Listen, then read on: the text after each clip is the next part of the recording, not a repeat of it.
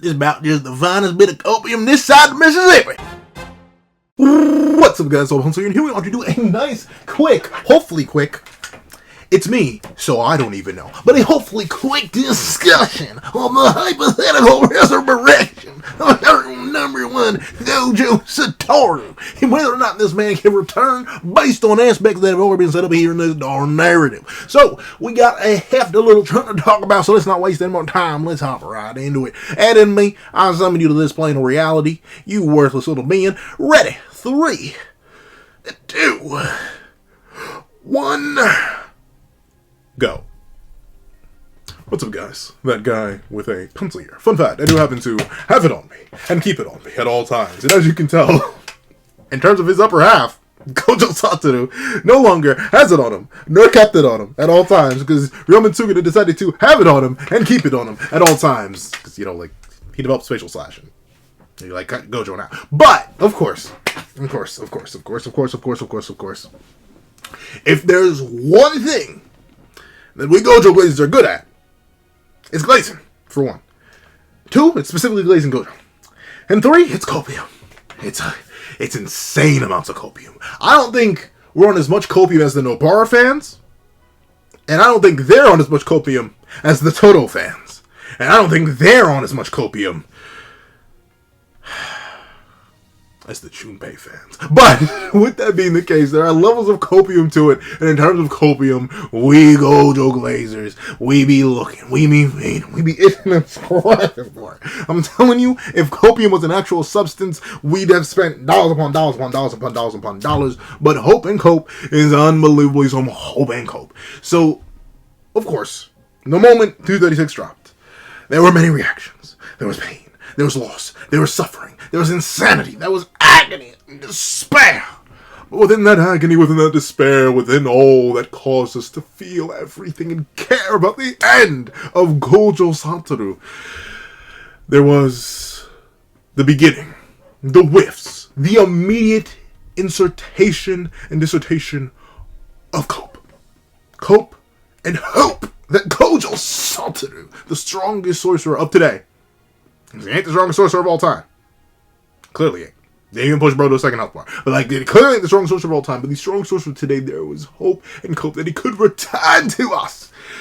But of course, at the time of 236, the cope was very, very weak.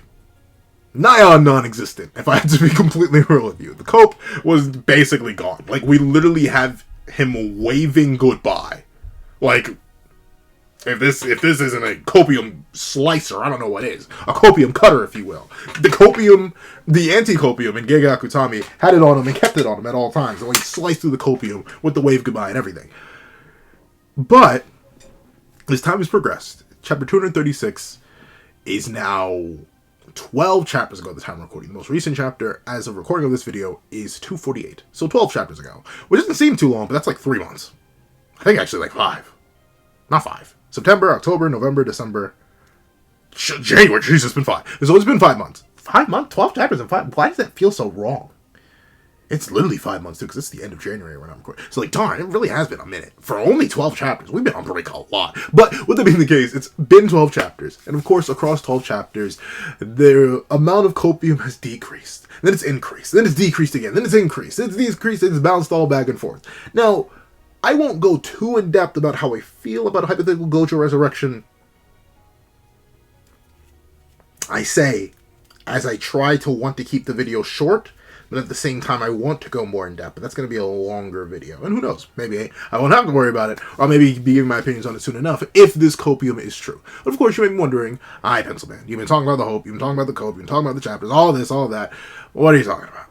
The cope is that Gege Utahime has been drip-feeding us hope that Gojo Satoru could return. Number one bit of cope. This sounds awful in terms of copium, but his body's still there. Sukuna didn't annihilate him. He didn't fuga and just light him up with a flame arrow. He didn't, I don't know, what hypothetically, like, he didn't just keep slashing and dismantling at the body. He didn't grab Gojo's infinite thing. You know what I'm talking about? He didn't grab that and like start cleaving. He didn't cleave it off and then cleave off the leg and then cleave off the arm and then go to the head and cleave all that part. The head is still intact. That's the big thing. And, of course, everyone's thinking back to the original callback of the last time Gojo Satoru was felled by an extremely powerful opponent when he even thinks of, in regards of this battle, yeah, Toji Fushiguro didn't go for the head either. And look what happened to him. So, of course, the fact that his body is, well, admittedly in 4 pieces right now, presumably arm, other arm, top half, lower half, it's still, like, feasible enough. And considering it was a dismantle that took him out, it's not the cleanest slicing. Like, I don't know why the body's so chopped up like this, but maybe that's just like his organs that fell or spilled out or anything like that. But the cuts are relatively clean, quote unquote. In a similar vein to another character from a popular manga, but one that does not have an anime yet, Sakamoto Days, we see a character have their whole arm removed. They literally got it reattached. So sure, Gojo Satoru, he's cleanly cut. Clean enough that if someone were to hypothetically get his hands or their hands on the body, while it was still cleanly cut and not eviscerated by, who knows, maybe a certain god of lightning landing in and going crazy, then, okay, maybe you could stitch it back together. But of course, that would require the body leaving the battlefield somehow. Oh no, how could it be possible that a body could leave the battlefield? Who knew? Oh. So, in 248, the main source of hope and cope, Ui Ui and Kirara. I was literally telling myself, say the name right. I keep adding the extra. Where did I even get that from? I just can't read. But Kirara and Ui Ui. Now I think about it. Rara, Ui Ui, double. But would that be? When I talk about food, but would that being the case, it's been revealed that these two have been swooping, picking up bodies left and right and left and right and left and right and left and right, to the point where Ryomen Sukuna realizes that, oh, would you look at that? I'm not surprised. I bet that brat's curse technique is teleportation. They're probably the reason Gojo's body vanished. Notably, a big thing that a lot of people are wondering is where the heck did the body go? Like, until this was confirmed in 248, or essentially soft confirmed that Ui Ui and Kyo, it's basically hard confirmed based on what Sukuna says.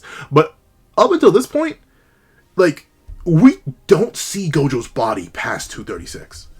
Like, this is, like, the image that we see in 236 of Sukuna looking back at Kashimo, that's, like, the last image we see of Gojo's body. Every other time we see it from that point on, it's, like, Kenny looking at it. Then we never see it again. So, a lot of people were confused on where it went, and we thought maybe Gay just forgot, or just didn't want to draw Gojo anymore. But no, it's confirmed that the body was taken away. So the body was taken away. The body's clean. And as Sukuna immediately starts theorizing, are they transporting wounded sorcerers to the woman with reverse curse technique? No. Healing another person with reverse curse technique is less than half as effective as healing oneself.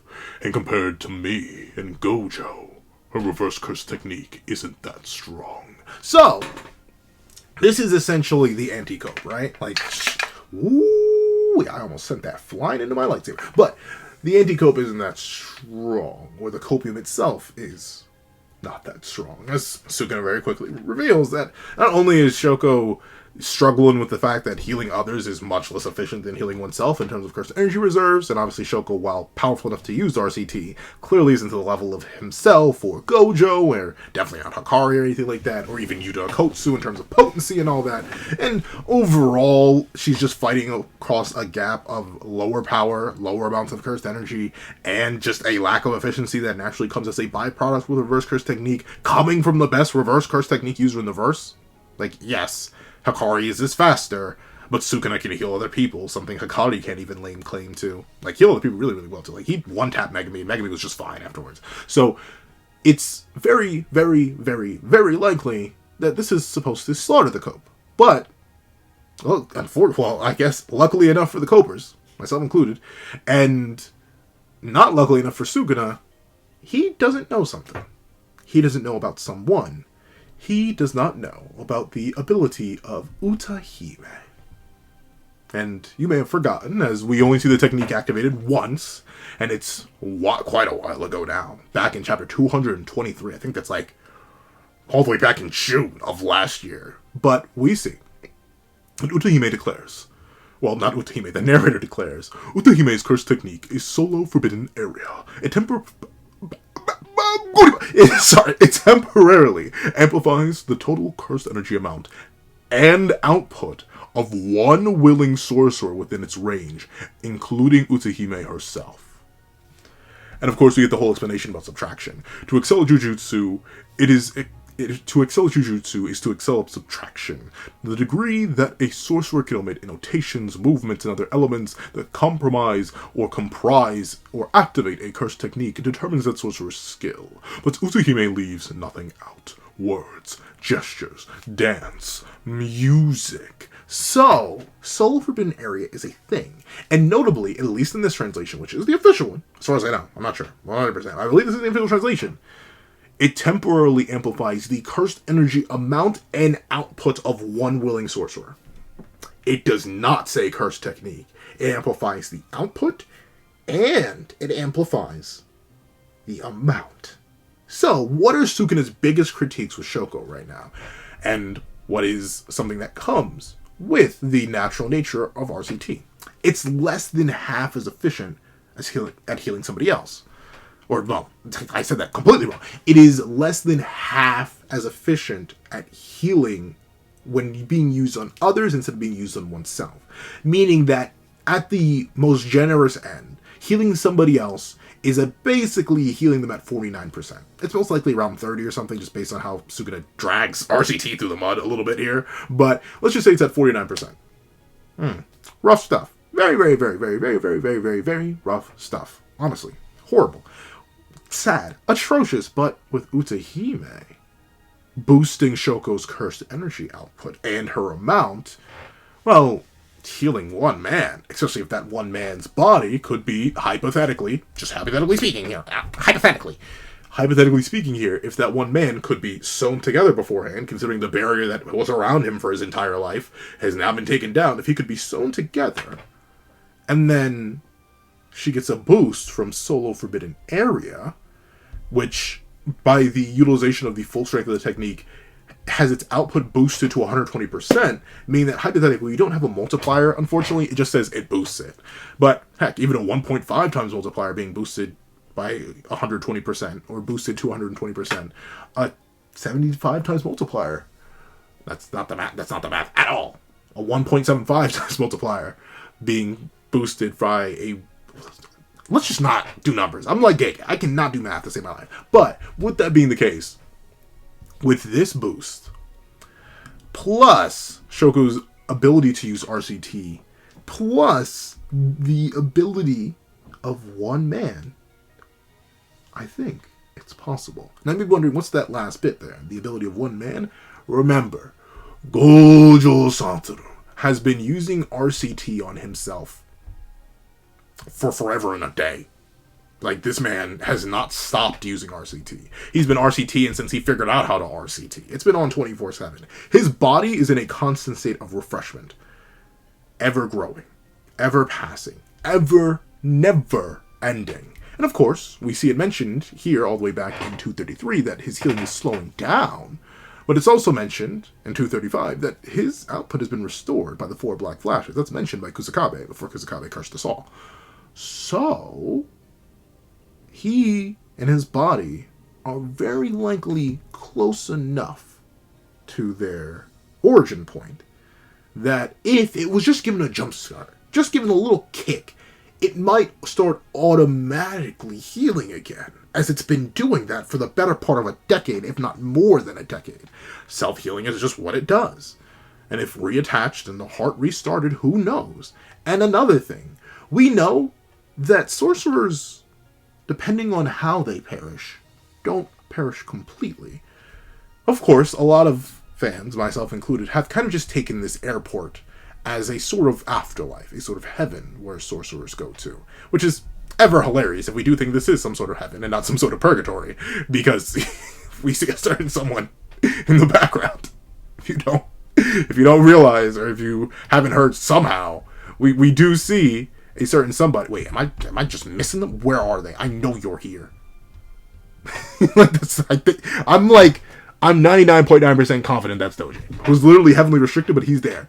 But With that being the case, then based on the weird amount of people who are here and the people who aren't here, and what Gojo says, talking about his imagination and his dream and all that,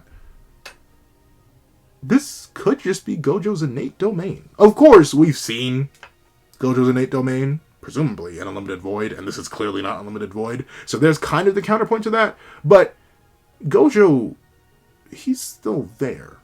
Maybe. And once again, we just don't have enough understanding of like the afterlife or the cursed realm or anything like that. We just don't know.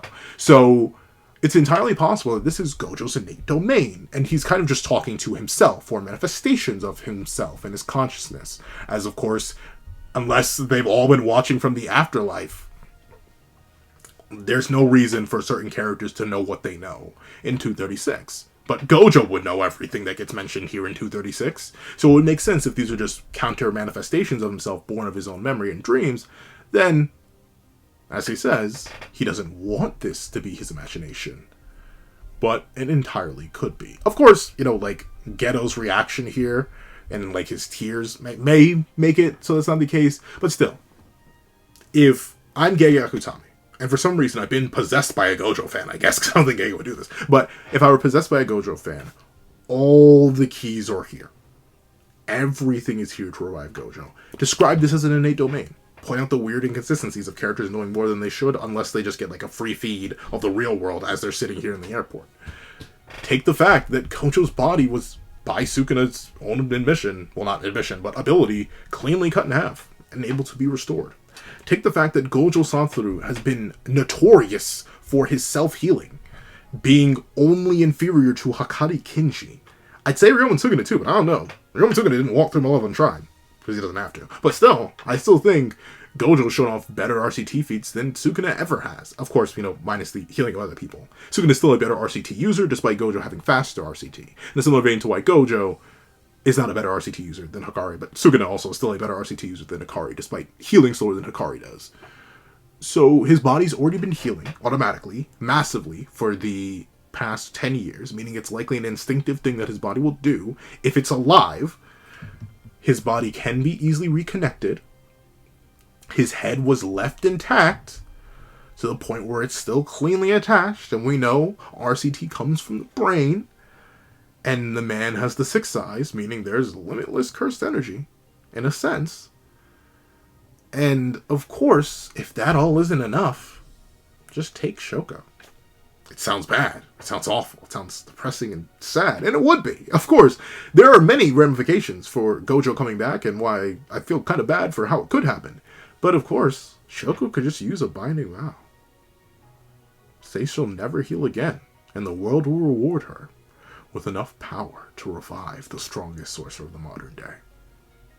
That's how easy it could be to bring Gojo Satoru back, to raise him from the dirt. We could, and I mean we easily could have the return of the strong, well, I was about to say the strongest sorcerer, the second strongest sorcerer. Of course, there are questions on how he would interact with Sukuna based on, this whole interaction that happens here. But Sukuna's in a playful mood. And who knows if he may enjoy dancing with Gojo Satoru again. And who knows if Gojo Satoru may have evolved beyond where he once was before. There are many things that are up in the air. But this is the path to resurrection, to waking up from a dream. A dream of imagination and flights of fancy. But the question is, do you want that? Do you wish to see Gojo Satoru again? Or do you wish he would fall? Please let me know in the comment section down below. I'd like to thank you so much for watching. If you've made it all the way to the end of this video, please leave the Rise of Infinity in the comment section down below. I'd like to thank you so much for watching. Please remember to leave a like, share, comment, and subscribe. And make sure you hit that notification bell so you not miss out. The notification bell? What? Little notification bell, so you do not miss out on any videos that come to the channel. Also, I do happen to have a Patreon down below where you can support me for as low as $1 a month. Get things like exclusive videos, early content, and more. You can also now become a member to the channel for as low as $3 a month to get the same perks and more. Some of those perks will include the live reaction to the very next chapter of Jujutsu Kaisen, along with ad-free variations of all my videos. Now, I would like to thank you guys so much for watching. Once again, I hope you guys have a wonderful day. This is Dagger the Pencil, writing off.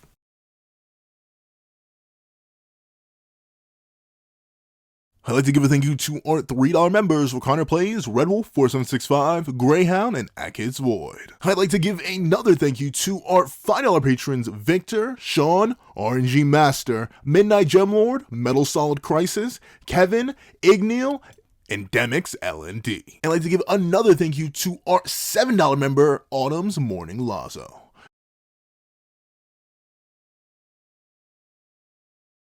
I'd like to give another chunk of thank you to our $10 patrons, Robbie Uchiha, Joaquin, Idemokami, and China Doll 09. I'd like to give a fat, juicy, scrumdiddlyumptious thank you to our wonderful $25 member, Alex Ice Rose. I'd like to give another hefty, defty, trifty, nifty thank you to our $25 patron, Calvin Elder.